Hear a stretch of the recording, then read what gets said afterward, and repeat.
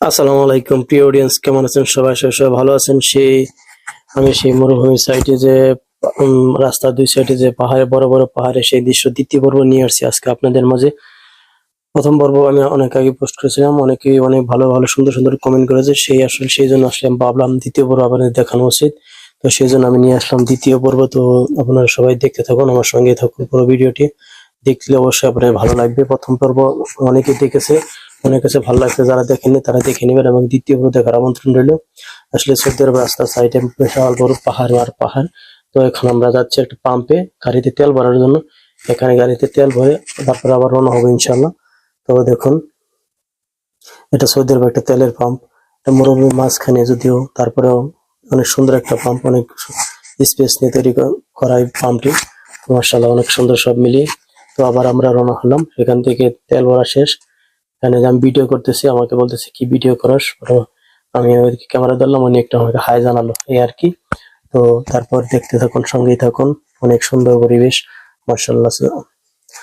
এটা এত সুন্দর, পুরোটা রাস্তা শুধু এরকম ভাবে রাস্তার মানে পাহাড়ের মাঝখান দিয়ে পুরোটা রাস্তা প্রায় 4 ঘন্টা প্লাস জার্নি করছি।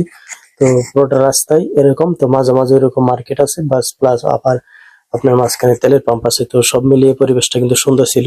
আশা করি সবার কাছে ভালো লাগবে, আমার কাছে ভালো লাগছে। তাই আমি আপনাদের প্রথম পর্ব নিয়ে আসছি, আবার দ্বিতীয় পর্ব নিয়ে আসছি। আরো কিছু আছে, সেগুলো আপনাদের পর্যায়ক্রমে দেখাবো।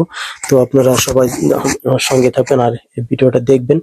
তো আমি এই সাইড থেকে এই সাইডে ক্যামেরাটা ঘুরিয়েছি, বাস এতটুকুই। আশা করি আপনাদের সবারই ভালো লাগবে। তো সেই ভালো লাগা থেকে আমি আসলে ভিডিও করা, দেখুন কত আমার মনে হয় কি যে পুরোটা পাহাড় ছিল, পাহাড় কেটে পর রাস্তা বের করা হয়েছে, এটা দেখে তো তাই মনে হয়। আর এরকম পাহাড়ের মাঝে এগুলো কিন্তু সব পাথর, পাথরের মাঝখানে কত সুন্দর সুন্দর গাছ মানে হয়েছে। আসলে বৃষ্টি নাই, পানি নাই, তারপরেও কত সুন্দর গাছ, সবই আল্লাহর নিয়ামত। এই সৌদি আরবে আসলে এটা বলার মতো না, যারা সৌদি আরব থাকে বা সৌদি আরব আসছিল উমরাহ করার জন্য, যারা দেখছে তাইব আসছে, তারা বলতে পারবে আসলে যে তাইপের পরিবেশটা কেমন। সব মিলিয়ে কিন্তু অসাধারণ একটা পরিবেশ। এটা শহর থেকে অনেকটা ভিতরে, তাইপ যে মেন শহর সেখান থেকে অনেকটা ভিতরে। পরিবেশটা অসাধারণ, একদম নিরিবিলি। আর পাশাপাশি পাহাড়, লাল পাহাড় আর পাহাড়। তো সৌদি আরবে পাহাড় দেখার জন্য কোথাও যদি দেখতে চান তো সবাই তাইপ চলে আসেন।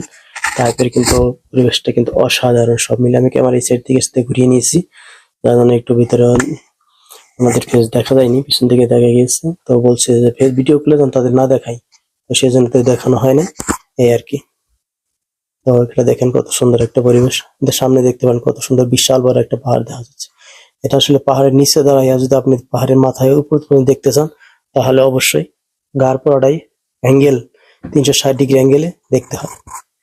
আসলে আমি দেখতে পারছি, কিন্তু মোবাইল স্ক্রিনে কেমন দেখা যায় সেটা আমি জানি না। তো মোবাইল স্ক্রিনে কেমন দেখা যায় আপনারা বলবেন। আবার দেখেন রাস্তার মাঝখানে কত সুন্দর সুন্দর ফুল গাছ লাগানো হয়েছে, পরিবেশটা কিন্তু অসাধারণ।